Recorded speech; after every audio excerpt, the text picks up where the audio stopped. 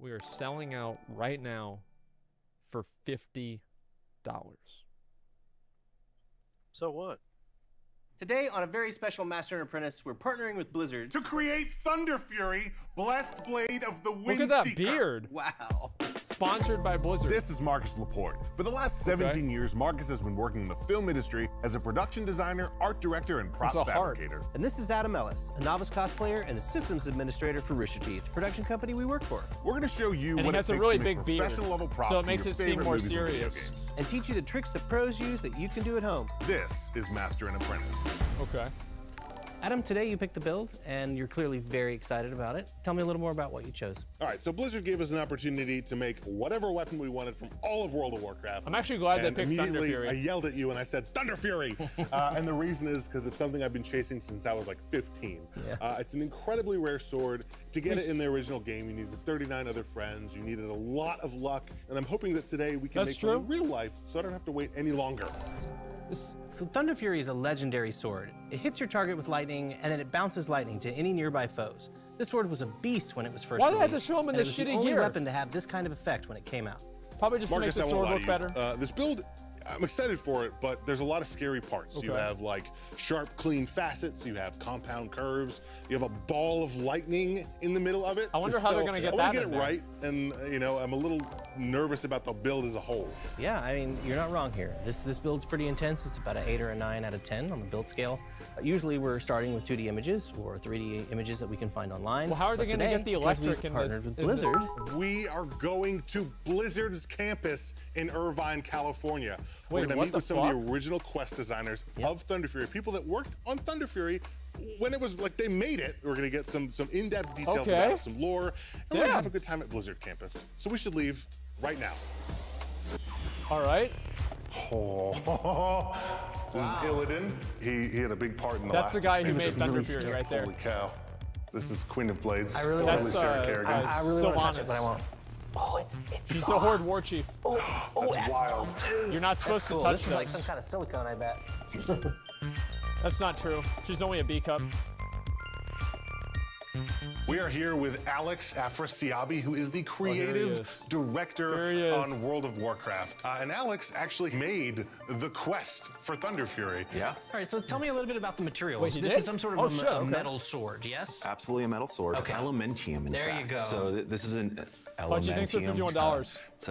It's a metal of the elements, right? That's great, because that's kind of where we were thinking we would be focusing the finish for the blade itself. We're going to do a metallic finish on it, so that's great. Seeing as Elementium is somewhat fictitious, I bet we could draw a conclusion saying that enough electrolysis along the edge of the handle, might have added some sort of, you know, like a chemical reaction, like kind of like a Is aluminium real or not? Okay, awesome. I just made up a cannon in World of Warcraft.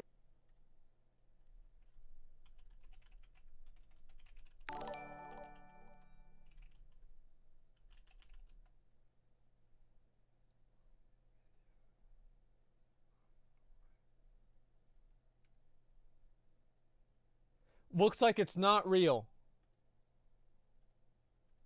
Why is there lightning in the center of the sword? Well, so in order to finally kind of get the weapon, you have to defeat Thunderon, the Prince of Air. Once you do, it's his essence that powers up the blade. It's that thunder essence. I think right now we're researching plasma balls. So we have to kill someone to make the discs. sword. We're gonna do our best to try to recreate that little sort of thunderous lightning ball that's in the middle. Well, you know, if you can't get an elemental lord, this will do. Right. The funny thing is, this will still not take as long as it takes to get Thunderfury. I think you're right. Wow. Oh, wow. Holy cow. This is real metal. I can see it's solid. These are all real metal. Yeah, they're Like all Gorehal's real. too small. You don't normally see as high of a polish on metal swords, especially in Warcraft. So this is like a finish that I'm not used to seeing. Realistic finish. Yeah, it's more shiny and realistic, and that's kind of what we're after for Thunderfury. It's going to be tough to get the ball sword to be that shiny. So I think what we're gonna have to do is clear coat it first. A lot, yeah. And get it glassy, smooth, super shiny. And then once we've done that, we can put the chrome on, and we should get pretty close. All right. Wow, dude. Look at this thing. Pretty big. We got some good stuff. That's how big it's supposed to be right there. Marcus, that was an amazing trip. Agreed. I feel like we learned so much on that trip that we can confidently move into this build Still going to be a challenge, but I've got this thing broken down into as few steps as possible. Great. So the good news is we've already got our R&D done. So as you can see, Blizzard has been cool enough to send us home with the 3D models and the renders that we printed out. Our next step is to cut our blade out of balsa wood and reinforce it with resin. And for that, we're going to need a few different saws, some acetone, and some 2-part resin. We're then going to take a break while it dries to make the spikes. What are you making, a paper fucking plane? For that, we're going to need some modeling clay and some silicone for mold making. Then we're going to come back and paint the blade with some automotive primer and clear coat. Make sure to have your respirator. This stuff's pretty volatile. From there, we're going to move on and make our hilt out of PVC, 2-part epoxy, and more balsa wood. We're also going to need some googly eyes and some paint too, obviously. From there, we're going to rewire our plasma ball with some wire nuts and some insulated wire. And finally, we will put it all together and use our airbrush and metallic wax paint to finish it off. What the fuck do you mean? So we have our block of balsa wood. We have our template laid out. We have this broken down into the main high points and ridges of this form. Since we have a block material, we're going to trace this along the top. We're also going to trace it along the bottom after we make some initial cuts. And then that's going to give us a really good idea of where to start. We're going to use a wax pencil here. The reason we're using the wax pencil is because it's not going to damage the balsa wood. All right, so the last thing we need to do is mark the center line. We're going to cut this thing in half. And the reason is because we want to be able to have access to this inner edge. Gotcha, and we'll just join them back together later on? We are. Understood. This is a really important line. We want to make sure that this one's perfect. Okay. There's a lot of work they're putting in to just make a Thunderfury. I wonder if they'll be able to actually, like, cut shit up with this. Because if not, like, what's the point? Dude. Okay. So what we're doing here is we're marking the side profile. These guys are really good at this. Once we've marked this wedged line, we're going to take this thing back over the bandsaw. We're going to make 2 more cuts on each of these sides, so 4 more cuts. And that's going to give us the taper in the blade. You don't ever want to be like this, you know? Very nice. Messed up a little bit. That's okay, we'll fix that. Can't win them all. We'll fix it. Ready to put some facets in this? Yeah, we're pretty close. And this is the hardest part of the whole build. So adding any sort of faceting or chamfering to an object can be a challenge. What we're trying to do here is mark all the center lines around the object on both sides, and then also mark the facet line. I don't know what the fuck that is. We want to follow both the center line and the facet line. Feeling good? Should we do this? You ready to do this? Feeling nervous, but well, you got me do a couple of runs. I definitely want to like work with you on this. You can watch me and understand. I don't think mine would come out as good. We're following 2 cut lines here, which is pretty difficult. And many times when you cut the facet off, you will have removed the facet lines from other planes. You will need to redraw them in order to know where your new facet line is going to be. So take your time and work with a partner. I wonder how much it is. To help maintain probably all like $1,000 or something. Honestly, like, if it was made out of metal, I'd probably buy it. If it was $1,000. We're coming in here with a block that's flat just like and go out level and just like fuck shit up with Thunderfury. Is there any time, either around the corners or whatever, we'd want to come in with our hands and just a regular piece of sandpaper to sand? The reason we're not going to use our hands is because they actually create scallops here, and our hand really isn't as flat as we think it is. So in order to make sure all these angles are correct, we want to use a flat object as much as possible. Okay. At the very, very end, if you decide you want to roll some of those edges and give that slightly organic quality, you can do that. Why didn't they make it out of metal, though, man? Awesome, man. I'm super duper excited about it. That's too bad. Dust in your beard. Much appreciated. All right, we've got this to a point that we can probably put the resin on.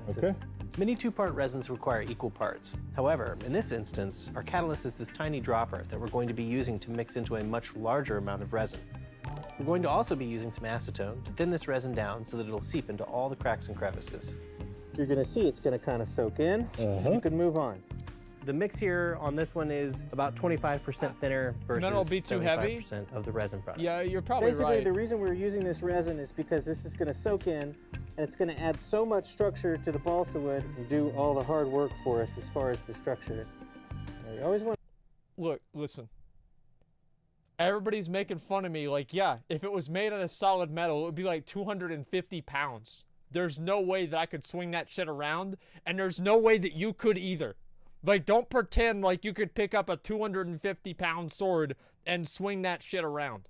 It's not gonna happen. I'm gonna skip ahead a little bit. There we go. Okay, fine. It's fine. Even though we only showed you this process once, normally we would have all our molds here together, doing all these processes all at once so that we could guarantee that the color was correct and the foam was the same. So what do we have left? All right. We have primed this with a black primer that we know is already giving us that deep, dark color that we want for the chrome. Okay. And we're gonna make it super shiny with a clear glamour gloss. This is not just like any other spray paint. This is a catalyzed paint. So there's a tiny capsule in the bottom of this can. We're gonna use this spray painting plastic Thunderfury, stopper man. that's in the cap.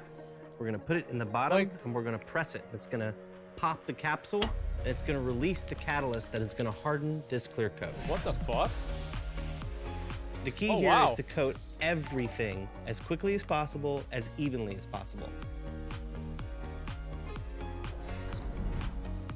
And that glossy, clear coat that you see on a car that's so tough and durable, it's exactly this item.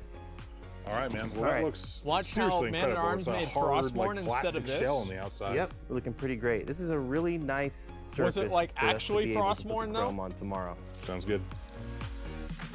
Like, all right. Okay. Is our clear coat really? dry? It looks like it. Don't touch it. So our next 3 steps are going to be to take this existing we're black invested surface. in this we're one. gonna I turn want it to see. I chrome. want to see what it looks like. The whole at the thing end. looks like metal. Oh, man. Okay. Oh, boy. That's about there. Oh, my God. They It cut looks shit so with it? great, dude. It's pretty Really? nice. This is how important the shiny finish is Right. before the chrome goes on. We're This masking out actually the is pieces that we accurate want to for stay what chrome Thunderfury and is pulling now. out the blue paint. Something we want to It try to just hits recreate like a here piece is of the light balsa that wood. the lightning casts on It's a and little around the 60 sword. You'll often hear Who artists cares? refer to this refracted light as caustics.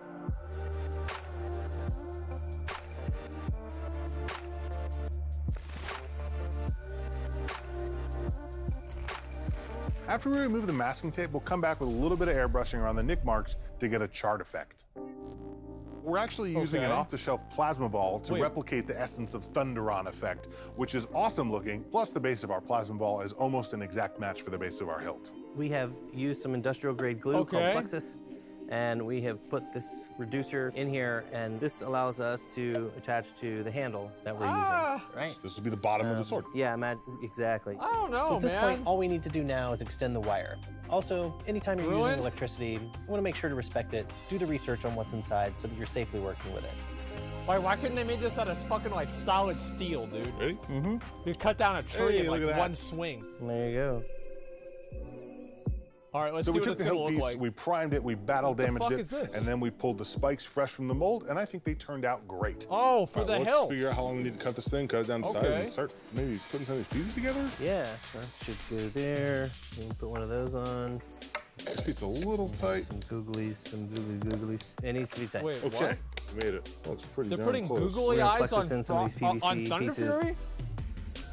We will put our little What? googly eyes here along the edge. Put 4 of those on. I need to use this arm to paint. I don't want to spray paint my arm. I don't need that much masking What the tape. hell? Be good.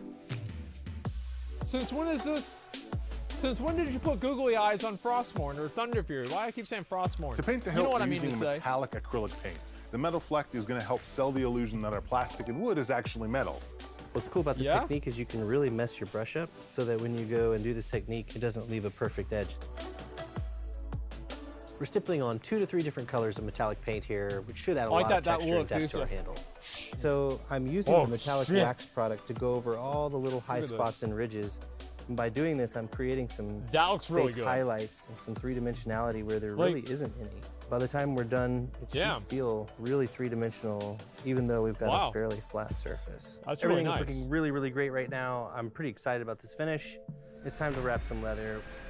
I thought you just said ass. We're using 2 different colors of mylar-coated leather, That's cut too into bad. 3/4-inch strips, and then super glued and spiraled onto the they PVC painted pipe over the handle. googly eyes. Oh, wow. So finally, we are going to put on the finishing touches. On the spikes, I we're guarantee going to you be if I laying on had some this, brown I'd spray break it in paint, like 5 and then minutes. wiping it off with some acetone to give it an aged look. 100%, dude. Wait, I would swing that shit around and hit something. Knock one of them googly eyes off so fast. Okay, here's the essence of the Thunder Ward right there. Marcus, this thing looks absolutely amazing. I was concerned about a lot of things on this build. The sharp facets, making balsa wood look like metal. We have lightning. We did pretty good, and the handle looks nice. I think we did a really nice job of sort of blending the two worlds, but it fits the game. That looks really good. It fits their brand perfectly. Like, this is the most beautiful prop we've made. Thanks to Blizzard for having us out. Go check out the new World of Warcraft expansion, Battle for Azeroth. And if you took on the quest to make your own Thunderfury, let us know in the comments. Okay. Thanks for watching Master and Apprentice. Well, we've had a long day, man. Let's get out of here. Come on, just swing it around or something, man. Why are there anime girls at the end of the... Why do you have a blacksmithing video or a woodsmithing video and then have anime girls at the end?